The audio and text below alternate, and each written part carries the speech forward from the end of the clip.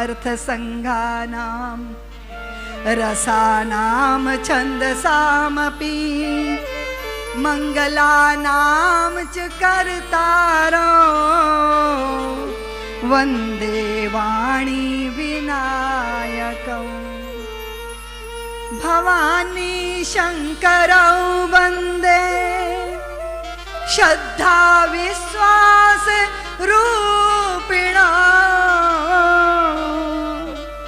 याभ्यां विना न पश्यन्ति सिद्धा स्वान्ता स्थमीश्वरं वन्दे बोधमयं नित्यं गुरुं शङ्कररूपिणं यमाश्रितो हि वक्रापि चन्द्रा सर्वत्र वन्द्यते सीताराम गुणग्राम पुण्यारण्य विहारिणा वन्दे विशुद्ध विज्ञानो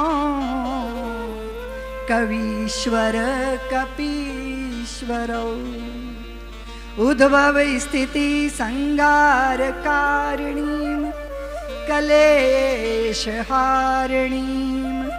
सर्वश्रेष्ठकरीं सीतां नतोऽहं रामवल्लभाम् यन्माया वशवर्ति विश्वमखिलं ब्रह्मादिदेवासुरा यत्सत्त्वाद् मृषैव भाति सकलं रज्जौ यथा हेर्भ्रमा यत्पादप्लवमेकमेव हि भवाम्भोदेस्ततीर्षावतां वन्देऽहं तमशेषकारणपरं रामाख्यमीशं हरिं नानापुराणनिगमागं सम्मतं यद् रामायणे निगदितं क्वचिदन्यतोऽपि शान्तासुखाय तुलसी रघुनाथ गाथा भाषा निबंध मति मंजुल मातनोती। रामचरितमानस में प्रथम चौपाइयां गुरुदेव को समर्पित की गई हैं। और आप जानते हो सारे संबंध सारे रिश्तों को आपने जिया है, लेकिन जो गुरु शिष्य का संबंध होता है वो अनमोल होता है, अलौकिक होता है। जब संत मिल जाते हैं तो भगवंत पाने का मार्ग प्रशस्त हो जाता है। स्मरण रखिएगा, वंदौ गुरु पद पद्म परागा सुरुचि सुबास। सदगुरुदेव वो बताते हैं कि तुम इंद्रियों मन के ही गुलाम नहीं हो, और अगर ये गुलामी कर रहे हो तो तुम महामूढ़ हो। आपको सारे संसार से चापलूसी मिलेगी नरेला वालों, पर गुरु कभी चापलूसी नहीं करेंगे। बताएंगे तुम्हारे दोष क्या हैं और उन दोषों को दूर करने का तरीका क्या। और जिस दिन गुरु भी चापलूसी करने लग जाए तो समझ लेना अब ये गुरु नहीं है, गुरु घंटाल है। मेरी जेब का बटुआ हल्का कराना चाहते हैं और इनका कोई उद्देश्य हो नहीं सकता। गुरु मेरे भीतर की संभावना को जन्म देता है। आपने क्या कहा? गुरुर ब्रह्मा गुरुर विष्णु गुरुर देवो महेश्वरा गुरुर साक्षात् परब्रह्म तस्मै श्री गुरु। आपके अंत में जो नव निर्माण कर दे वो ब्रह्मा, गुरुर ब्रह्मा। वे जो आपके भीतर स्थापित किया उसका पोषण कर दें गुरु विष्णु। लेकिन आपके अंत में जो विकार है उसका नाश कर दें। इसीलिए क्या? गुरु महेश्वरा, गुरुर ब्रह्मा गुरुर विष्णु गुरुर देवो महेश्वर। जो अंतःकरण में पावक को प्रकट करते हैं, ज्ञान की अग्नि को, गुरु कौन है देवियों? जो ज्ञान की खड्ग चलाते हैं और अज्ञान की गर्दन काट देते हैं। बड़े निर्मम होते हैं गुरु, लेकिन बड़े दयालु भी होते हैं गुरु। गुरु ही हैं जो कौए को हंस बनाते, गुरु ही हैं जो मरण धर्मा को अजन्मा का बोध कराते। अगर स्वामी विवेकानंद को रामकृष्ण परमहंस ना मिलते तो नरेंद्र के भीतर स्वामी विवेकानंद का जन्म ना होता।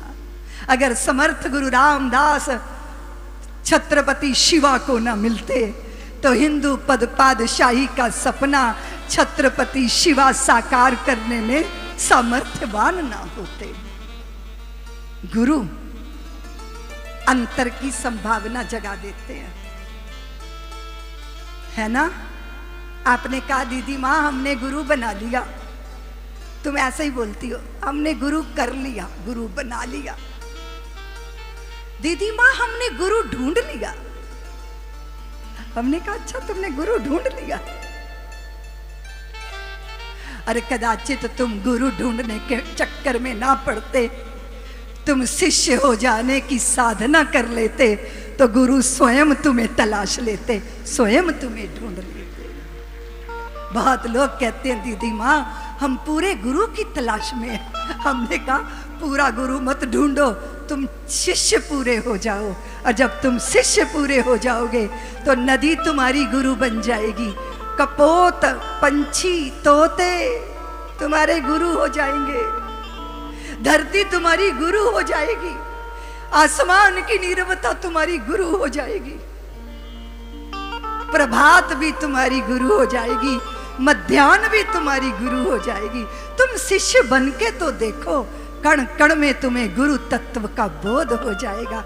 इसलिए सीखना है, वो सिख है, वो शिष्य है जो सीखने के लिए राजी हो जाता है। इसलिए किसको बनाना है बताओ?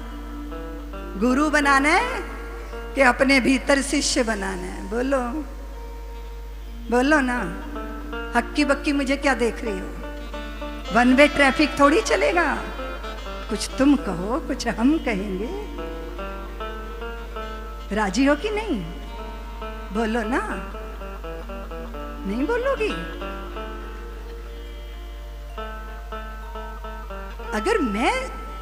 अगर मुझे मेरे भीतर वो विनम्रता है जो मुझे बोध कराती है कि मुझे जीवन में अभी बहुत कुछ पाना है, मुझे सीखना है, मैं तैयार हूं सीखने के लिए।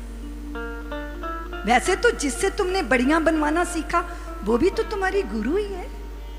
स्वेटर के नए नए डिजाइन जो सिखाती है वो भी तो तुम्हारी गुरु ही है। और प्रथम गुरु तो तुम्हारी माँ है ना, जिसने कहा नहीं पुत्र ये गंदा है, इसे छूना मत। देख पुत्र ये तेरे बड़े हैं अग्रज, इनको प्रणाम कर ले। देखो मेरे बच्चे ये अभक्ष है, इसका भक्षण नहीं करते, खराब चीज नहीं खाते। कौन है प्रथम गुरु? बोलो ना देवियों। माँ ने कराया ना, माँ ने बताया ना, बोध करा, वो बात अलग है। कुछ ऐसी भी माएँ होती हैं जो अपने बच्चे को कहती हैं कि जा जा देख, खिड़की में कान लगा के सुन कि तेरी चाची तेरे चाचा से मेरे बारे में क्या चुगली कर रही है। वो माँ है, पर वो गुरु। अगर तुम गुरु बनती ना माँ के साथ साथ तो तुम्हारा बच्चा कभी किसी दूसरे में दोष ना देखता। जब तुम्हारा बच्चा गिरा था तुमने क्या किया था? बच्चा गिरता है रोता है तो क्या करती हो? सबसे पहले धरती को मारती हो, धाड़ से यूं मारती हो। गिरा दिया मेरे लाल को, धप तेरे की, गिरा दिया मेरे लाल को, ऐसे ही करती हो ना? बोलो ना।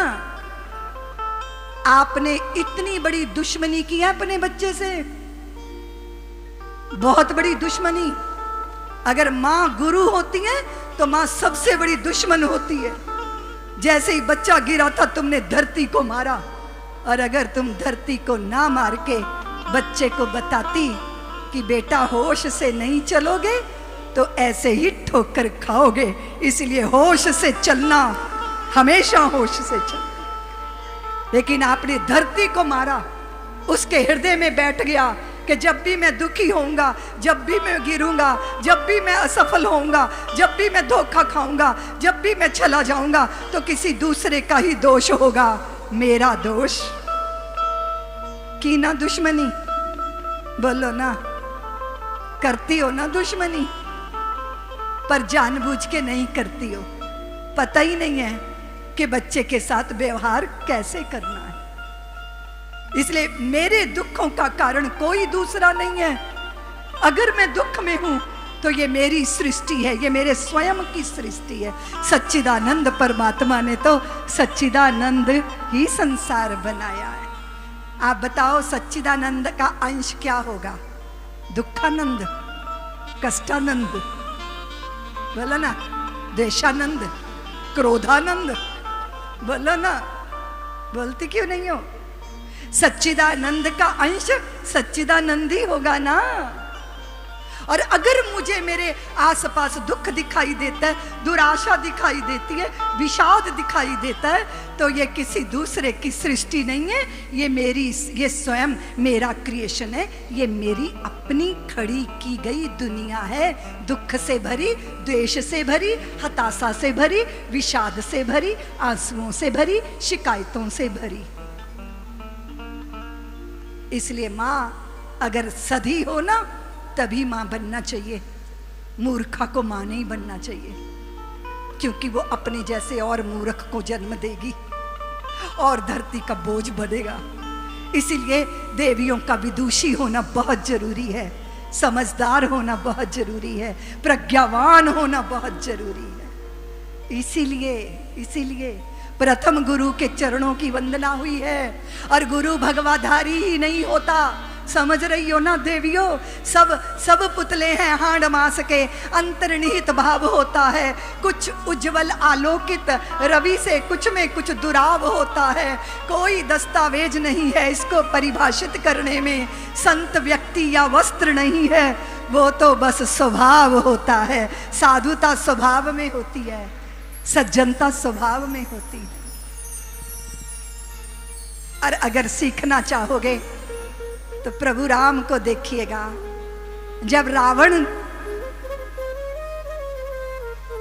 रण के अंदर मृत्यु शैया पर लेटे थे, तो राम जी ने क्या किया था देवियों? लक्ष्मण जी को कहा था कि जाओ, त्रिलोक विजयी, समस्त लोकों का नायक, 6 शास्त्र 4 वेदों का ज्ञाता भूमि से प्रयाण कर रहा है, मृत्यु लोक से जा रहा है, जाके उससे सीख लो। सुन रही हो ना? सुन रहे हो ना तुम?